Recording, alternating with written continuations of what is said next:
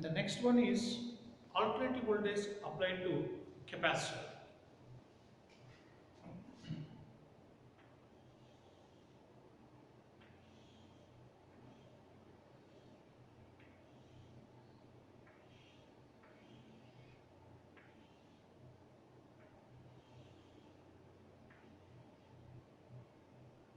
Now, if the capacitor is connected to AC, then what happens to its phase difference between voltage and current, and that thing we can learn from this equation. See, the alternating voltage is given by V is equal to V naught sine omega t. Now potential difference across it is given by V is equal to Q by C from capacitor. Now first equation, the alternating voltage is given at any instant time is given by V is equal to V naught sine omega t. This I am taking as equation 1. Next, the potential difference across the capacitor is given by V is equal to Q by C. This is equation 2. From Kirchhoff's second law, the potential difference across the capacitor is equal to potential difference across the AC source. Then these two are equal. Then you can equate Q by C is equal to V naught sine omega t, or Q is equal to V naught C sine omega t, sine omega t. Now, if you want to find the current, we have to do I is equal to, we have to do dq by dt. Now, I is equal to d by dt into q value V naught C sine omega into t. If I am taking V naught C is common, V naught C is equal to d by dt into sine omega into t. Now it will be I is equal to V naught C into omega cos omega t, omega cos omega t, and this one we can write it as a I is equal to V naught by 1 by omega c into cos omega t, and that one we can write it as a I is equal to, this term we can write it as a V naught by 1 by omega c into sine omega t plus pi by 2, and finally it will be I is equal to I naught sine omega t plus pi by 2. Now, if we compare equation, the equation 1 and the last equation, then how it will be, you see.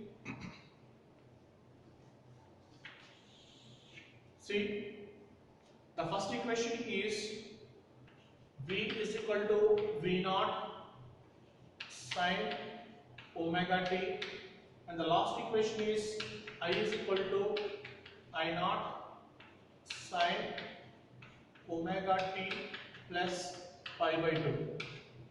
So by comparing equation this one and this one, that is, this is third and that is first one. If we compare the equation 1 and 3, it is concluded that again the voltage and currents are out of phase, but here current is leading the voltage. Current leads the voltage, all voltage is lagging behind the current. So let's see how much it is phase difference is there. Once again it will be 90 degrees phase difference is there between voltage and the current. So once again all of us see the derivation. This is the capacitor, it is connected to AC source. Now V is equal to V naught sine omega t is the alternating current voltage, and potential difference across the capacitor is given by V is equal to Q by C. Now first I am writing the alternating voltage, potential difference. By using Kirchhoff laws, the potential difference across the capacitor is equal to potential difference across the AC source. So that is the reason in place of V, I can write Q by C. Then later Q is equal to cross multiplication V naught C sin omega t. Then if you want to find the current, then you have to derive dq by dt. Then if it is dq by dt, I is equal to d by, in place of Q I can use V naught C into sin omega t, and it will be V naught C is taken out, d by d into sin omega t, it will be omega cos omega t, and it will be, I can write the c omega as 1 by omega c into cos omega t, and finally I can get I is equal to I naught sin omega t plus pi by 2. And if you compare the equations first and last one, there is a phase difference between voltage and current, that is 90 degrees between voltage and current, and finally current leads the voltage by 90 degrees. Now if you draw the phasor diagram, the phasor diagram will be like this.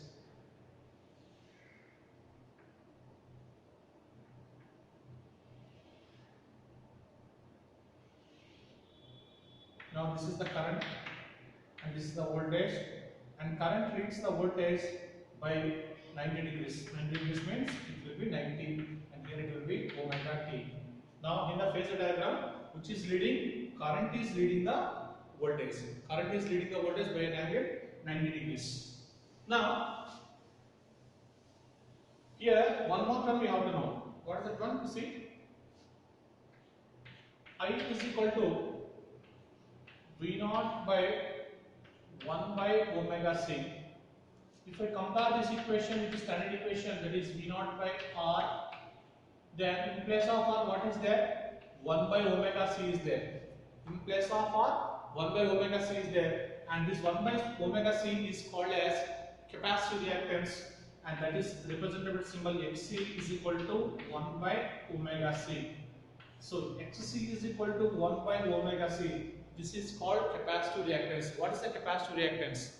The net opposition offered by the capacitor due to the flow of AC current, it is called capacitive reactance, and the capacitive reactance is represented by symbol Xc is equal to 1 by omega c.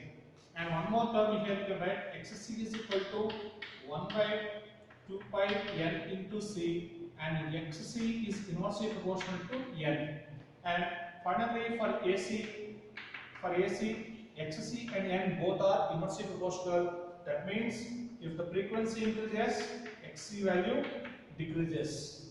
But for DC, because for DC there is no frequency, that is the reason frequency is 0. Frequency is 0 means Xc value will be infinite. Xc value will be infinite. So that is the reason. So capacitor doesn't allow to passing through the DC current through the substance. So because of that frequency value.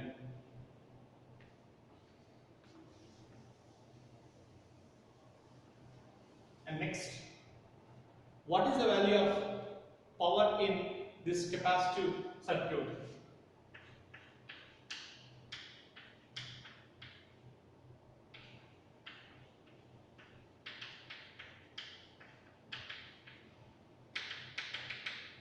Power in capacitive circuit. See, already we know power P is equal to V into I.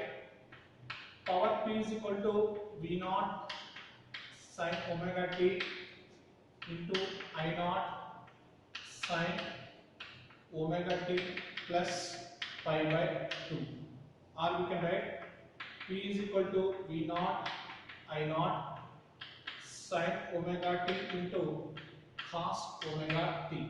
Sin omega t cos omega t.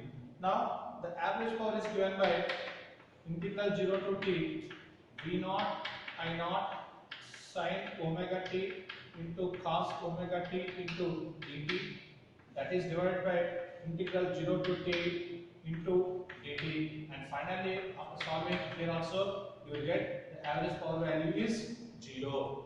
Here also in capacitive circuit also the average power value is 0. Once again you see, so power is equal to V into I. So V value V naught sin omega t, I is equal to I naught sin omega t plus pi by 2.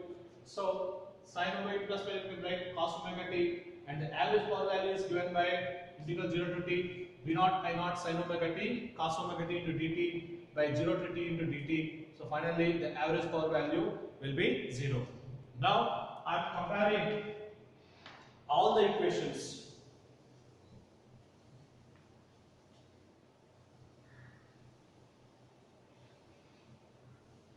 Now, the overall topic now I am reviewing. Now see one by one.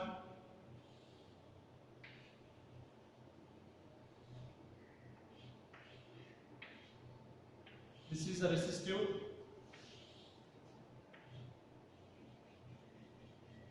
This is inductive. And this is capacitive.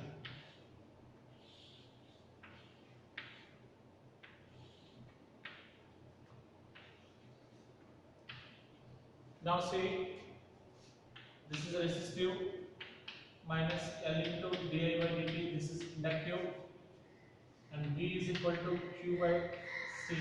This is capacitive. Now in all cases AC is applied. For resistive, V is equal to V naught sin omega t. I is equal to I naught sin omega t. Next here, V is equal to V naught sin omega t, and I is equal to I naught sin omega t minus pi by 2.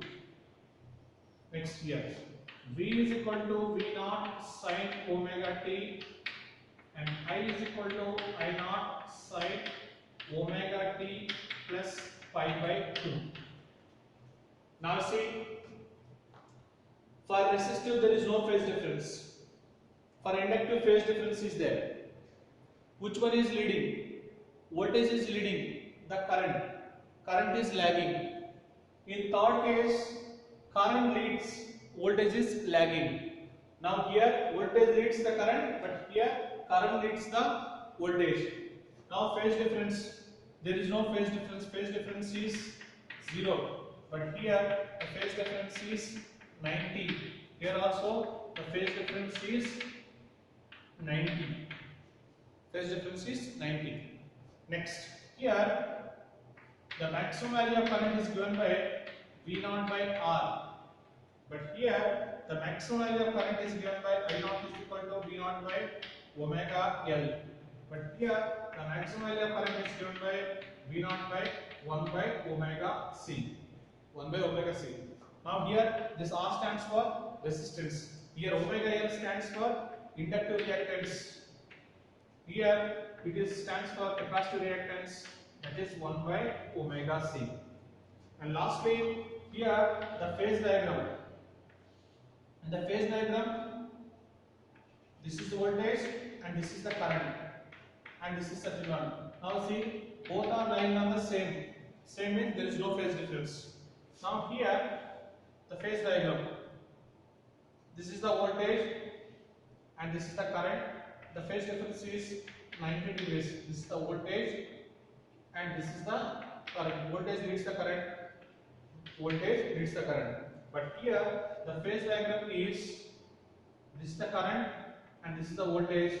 Again the phase difference is 90, but this is the current and this is the voltage. Once again the phase difference is 90 degrees. So everybody must learn these 3 questions.